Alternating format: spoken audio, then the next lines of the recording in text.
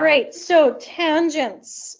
Recall from last lesson, we found that the slope of a tangent line to yx squared at the point 1, 1, we did like a secant line. We did a table of values approaching 1 from the left and the right. And in general, we want to be able to find the slope of any function at any point of interest a f of a. So these are my x and y coordinates, or you can think of it as x naught, y naught. Okay, so anytime we're looking at a point of interest, we will either use x naught, y naught, or a and f of a. They all mean the same thing for any function. Method 1 was by looking at a point Q nearby and computing the slope of the secant line. And this is, again, a review of what we did in our previous lesson. So we know the equation of a slope is y2 minus y1 over x2 minus x1. And in this class, we are going to use function notation. So this is f of x from point Q minus f of a from point P over x minus a, where x and f of x represent a nearby point, and we get to choose kind of where it is, but f of a and a are the point of interest. So as the slope of the tangent, so the slope of the tangent essentially is the limit as x approaches a, right? The smaller the difference between the 2 points is, the more accurate your limit is. So the slope represents the limit as x approaches a. This is a really important point that a lot of students forget. The slope is represented by the limit as a point gets closer and closer to the value a of what we're interested in. Let's take a look at an example. This is a review of the example we've actually already done. So I'm going to go through this one pretty quickly. Find an equation of the tangent line to the parabola at y equals x squared at the point 1, 1. So this is my point of interest. In other words, this is a f of a. Okay. Now, we also learned how to rearrange the slope equation, right? We can write the slope equation as x, or m times x minus x naught minus y naught equals y.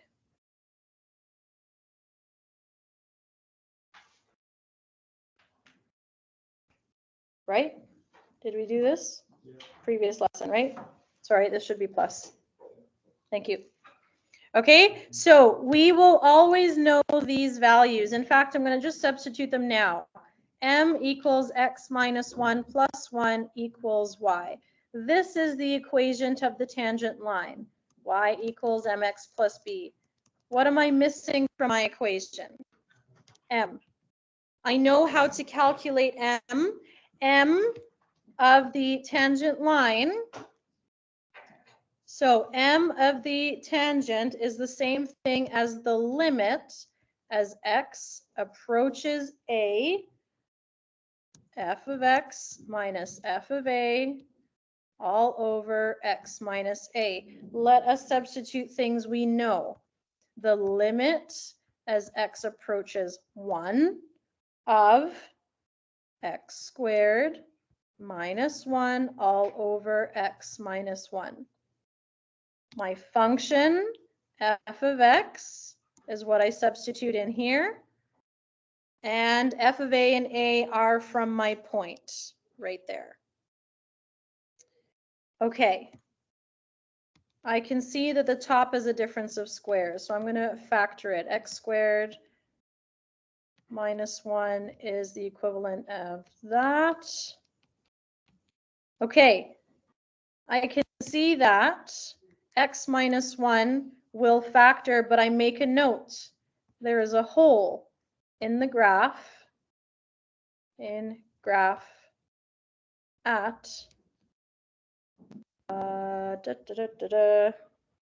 x minus, oops, x equals 1.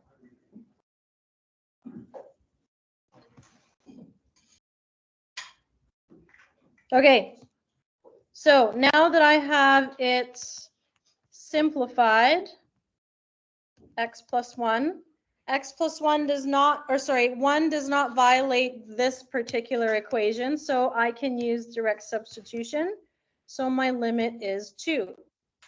If my limit is 2, that means the slope of my tangent is 2. So I can take this number and substitute. 2 times x minus 1 plus 1 equals y. That is the equation of my line. Or I can simplify further and just distribute this so that it looks like y equals mx plus b. So 2x minus 1 equals y. So this is the equation of tangent at 1, 1 of y equals x squared. Okay, so the limit as a point Q gets close to our point of interest P is the same as finding the slope. Yes, sir. What's your question? So I'm just making a connection to the last quiz we did. Yes. One of the questions we had to find the limit, and then so what we just did was basically a reiteration of that. Like the m is just the slope for the tangent is just the limit that we find out from the equation. From correct. Yeah. So our first couple of lessons we practiced finding tangents manually or using a table of values. Then we practice taking limits and figuring out what are our limit laws. Now we're connecting those two ideas. Okay, so slope of the tangent, I'm just rewriting it so I don't have to scroll, is this. This is our key point today. So find the equation of the tangent line. Tangent line means I'm looking for mx plus b. It is a linear equation. And I'm solving for m using the limits, and I'm using our points to fill in the gaps of my equation. Okay, so my point is 1 and 5. So this is a f of a. Rather than rewriting this, I'm just going to go ahead and start substituting right off the bat. So this is the limit as x approaches 1 of x squared plus 4 minus, notice the brackets. Oh, never mind. I have a point, I know. Minus, what's my f of a is 5 over x minus 1.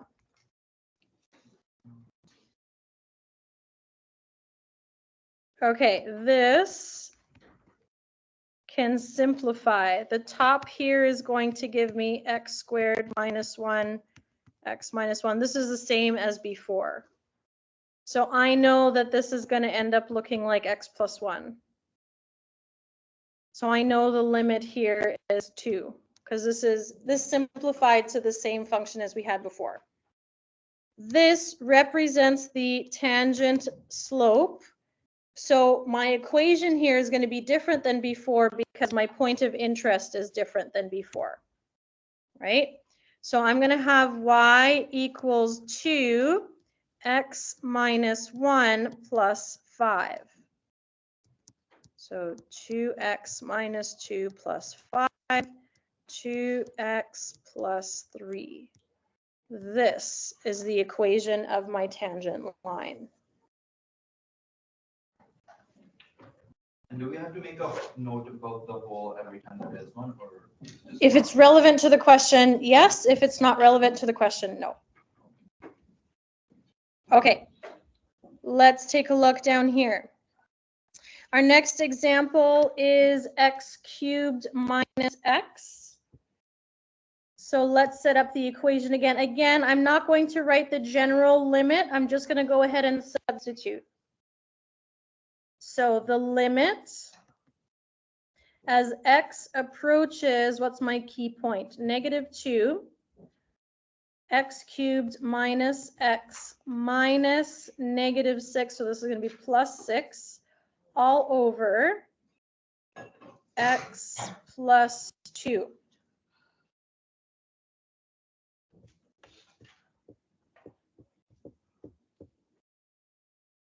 Can we do anything about this?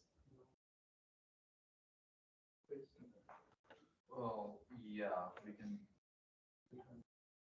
No, we can't, because there's a 3x cubed, so it can't really. No. Pardon me? I don't have to. I'm going to show you another way. I'm just trying to see if anyone will come up with it before I tell you my trick. We have to use the what? Yes, thank you. We can do some synthetic division and see if this is a factor. This is what I'm going to try. First, I'm going to see if I put -2 in here, does the numerator equal 0? If I put -2 in the top, it does. And if I put -2 in the denominator, it also equals 0, which means x plus 2 is a factor of the top. So I'm going to factor x plus 2 out of the top using synthetic division. So I'm going to set up my chart. 1, 0 for the x squared term because I don't have an x squared, -1 for the x term, +6, and I want to factor out the -2 from here. So I drop this down, multiply by the factor, add it together, multiply by the factor, add it together, multiply by the factor. Okay, this tells me I know I have a factor for sure. So I could rewrite this as the limit as x approaches -2, x plus 2 on the bottom, x plus 2 factored out, and what's left over? X squared minus x plus 3.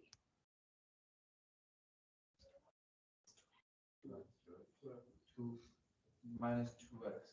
Thank you.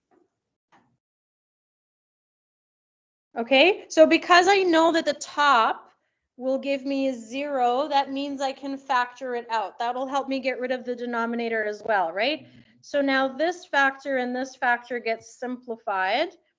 So then I'm going to take the limit as x approaches -2 of x squared minus 2x plus 3. I know that polynomials are continuous everywhere, so I can use direct substitution here. So if I have -2 squared minus 2 times -2 plus 3, what should I get for my limit here? And some mental math is required. I get a -8 plus 4 plus 3, 11. Wait, how are you getting -8? It's the x squared. Oh, sorry, it is +8 plus 4. Plus 4. Well, it's plus 4 plus 4, 3. So it's 10. Wait, what am I saying? 4 plus 4 plus 3. Sorry, yes. Okay, good. 11. We're good. We got there. 11. 2 squared is 4, not 8. That was my bad. I thought it was still a cube there. Okay, so this tells me the slope of my tangent. So my equation is going to be y equals 11, x plus 2 minus 6, or 11x 22 minus 6. What is that? 16? Positive? There you go. That is the equation of my tangent. Okay, are we comfortable with this? Okay, second method. Instead of, so think of back when we did lesson 1. Maybe I'm actually going to scroll up to lesson 1 because this might be a good visual. Back to like 2.1. When did we do this introduction? I think here. Yes. So I had showed you two ways to find the slope of the tangent. This is what we've just been doing. However, I could rewrite the limit as, instead of choosing a different point and bringing it closer, I could describe it as a difference of h. So I'm choosing a point h away from A, and I'm letting h go to 0. So we did this on, I believe, day 1 of this unit. So let me just go back to where we are. This was yesterday. Here we go. So method 2 is looking at a point very close by, a distance h away from A. So then the limit here will be as the distance h approaches 0. Oh, sorry, that's in the next box. Oops. Sorry, I'm just going to write it as the thing here first. The function evaluated A plus H minus f of A over A plus H minus A. Right? So the point of interest plus a little distance H. And so if you can even simplify the bottom there, this will be A plus H minus f of A all over just H. And so the slope is the limit as we have h go to 0. And this is where our factoring skills are going to come in handy. So this is a limit as h approaches 0 of the difference in the function minus the point of interest divided by the difference. Okay, so two ways to write it. And as we practice these kinds of questions, you're going to notice that certain question, this way is easier, and other times this way is easier. It will depend on the question being asked. And you're not really going to know, both ways are going to work, but eventually you're going to figure out when one is more handy than the other. Yes, sir. Well, another example we can think of is when like the distance between the 2 points is given, we will use that with the one that has h in it, right? No, you're not going to be told the difference, the distance, because you're taking the limit. You want the distance to be 0. Let's do an example. All right, let's take a look here. Find an equation of the tangent line. So again, we're looking for y equals mx plus b. For the hyperbola, y equals 3 over x. Point of interest is 3, 1. So this is my a, this is my f of a. I am setting up a general equation that looks like this. Limit as h goes to 0 of f a plus h. Notice that a plus h are in brackets. So when I substitute this, a plus h is in brackets instead of x. So for this exact question, the limit as h goes to 0 of f evaluated at a plus h, 3 divided by a plus h. What's my point of interest? A is 3, so 3 plus h minus f of a, which is 1. Okay. All divided by h. Following me so far? Mm-hmm. So you are replacing x with the function a minus h, or a plus h, sorry. And we're letting the limit take h to 0. So we have a stacked fraction. I do not like stacked fractions, so let's multiply top and bottom by 3 plus h. This will give me the limit as h approaches 0 of 3 minus 3 plus h divided by h times 3 plus h. I can expand the top, 3 minus 3. I'm going to get a negative h on top, h times 3 plus h on the bottom. And hopefully you can see we can cancel the h's, so we don't have a 0 in the bottom. So this is the limit as h approaches 0 of negative 1 over 3 plus h. And now, because h equals 0 doesn't violate the denominator, I can use direct substitution. So if h is 0, then my limit is negative 1 over 3. My limit represents the tangent slope. So then my equation is going to be y equals negative 1/3 x minus 3 plus 1. Or you can expand and simplify this to negative x over 3 plus 1 plus 1 plus 2 as your line equation. If you leave it in this form, that is totally fine. This form is just more easily recognizable as mx plus b, but either way is okay with me. Questions, comments, concerns? When we use the a plus h method, our goal is to rearrange and essentially cancel out the h in the denominator so that we can use direct substitution to make it 0. Okay, that's always the goal.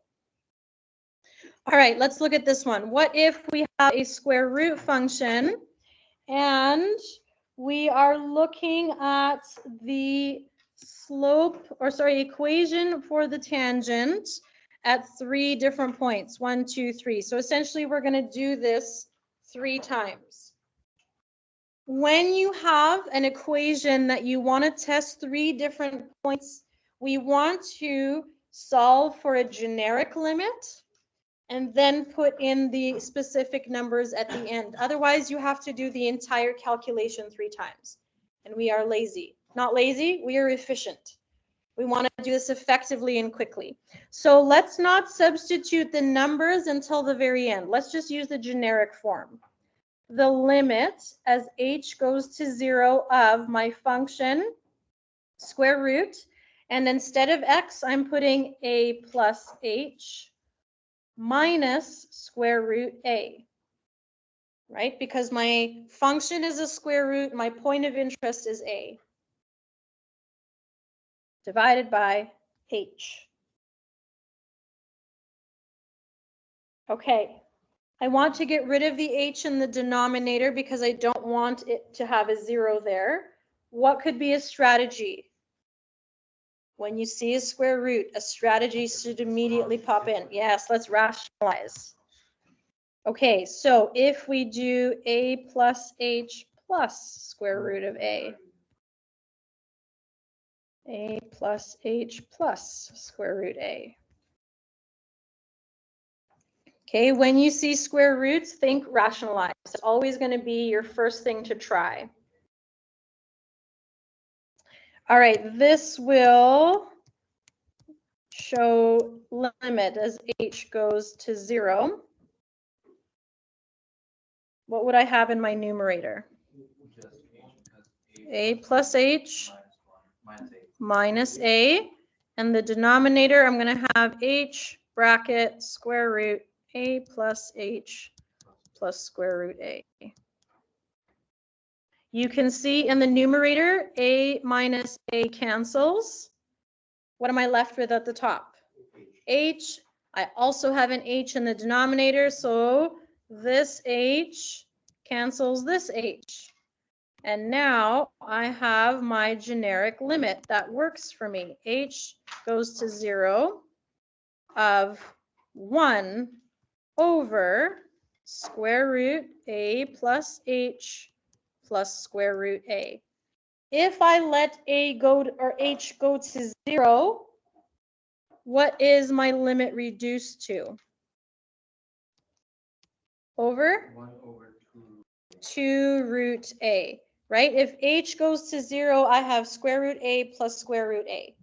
So this is the general limit for this function. I have 3 key points. Now I can just chuck numbers into it and now I'm good to go, right? So the slope equals 1 over 2 root a. I have 3 points I'm testing. 1, 1, 4, 2, and 9, 3. So for the first point, y equals 1 over 2 root 1 bracket x minus 1 plus 1. For equation 2, y equals 1 over 2 root 4 x minus 4 plus 2. You see how much quicker that is? Y equals 1 over 2 root 9 x minus 9 plus 3. And of course, we can simplify these to make them look prettier. This is x over 2, let's see, plus 1/2. This one is y equals 1 over 4, so this is x over 4, minus 1 plus 2, so this is plus 1. And this is y equals 1 over 6, x over 6, minus 3 over 2 plus 6 over 2 is 9 over 2. Okay, so if we have multiple points of interest, we want to do the general limit using A's and H. It looks ugly, it looks painful, but it does simplify quite nicely and makes the rest of the question a lot easier to work with. Otherwise, you would have to do this entire thing 3 times using the 3 different points. Questions, comments, or concerns? All right, that's your lesson.